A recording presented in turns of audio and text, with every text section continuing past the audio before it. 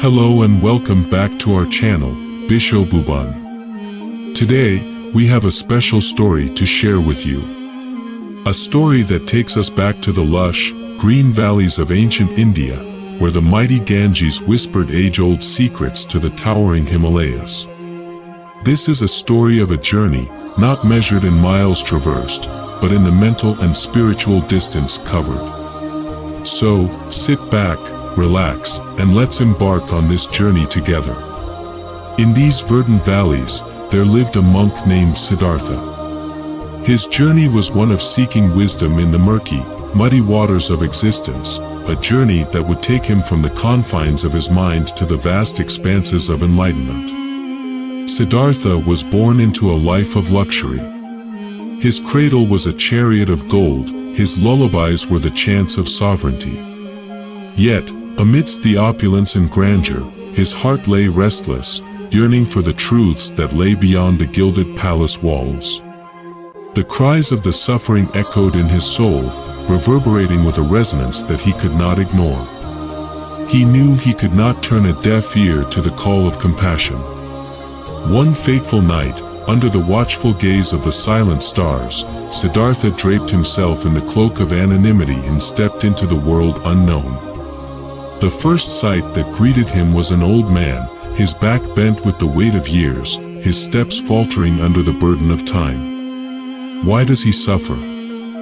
Siddhartha asked, his heart heavy with empathy. Age, replied the winds, their whispers carrying the harsh truth, it spares none. Next, he encountered a sick man, his body a battleground ravaged by disease. Why does he suffer? Siddhartha inquired, his voice echoing in the silence. Illness, whispered the leaves, rustling with the harsh reality, it knows no wealth. Then, he saw a funeral procession, a dance of despair against the backdrop of death. Why do they suffer? Siddhartha pondered, his mind grappling with the inevitability of loss. Death, murmured the earth, its voice resonating with the ultimate truth, it is the great equalizer. Lastly, he saw a monk, serene amidst the chaos, a beacon of tranquility in the storm of life. Why does he not suffer? Siddhartha wondered, his curiosity piqued.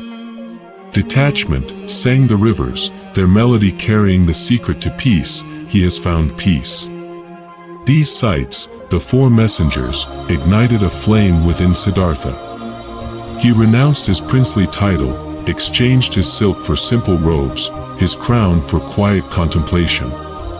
He sought teachers, wise in the scriptures and meditation, but their answers were like ripples on the surface of a pond, fading into silence.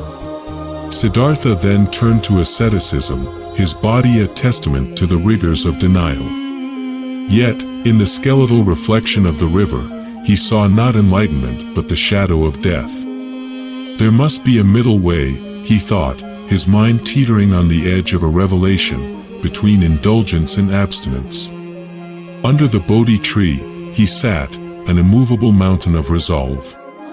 Days passed, the sun scorched, the rains battered, but Siddhartha remained steadfast. His mind dove deep into the ocean of meditation, past the currents of thought, into the abyss of nothingness. It was there, in the profound depths, that Siddhartha found the pearl of wisdom. He emerged as the Buddha, the awakened one, his eyes reflecting the Dharma, the cosmic law. He saw suffering, its causes, its cessation, and the path leading to its end, the noble eightfold path. The Buddha then walked the lands, his words a balm to the wounded, his presence a lantern in the dark. He spoke of the Four Noble Truths, of desire being the tether to suffering, of nirvana as the ultimate release. His disciples grew, a garden of seekers, each a lotus blooming in the sun of his teachings.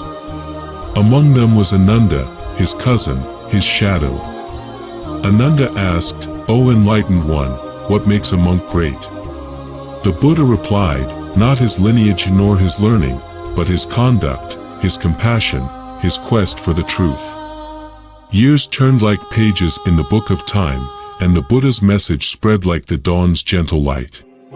Kings and paupers, merchants and mendicants, all found refuge in his teachings.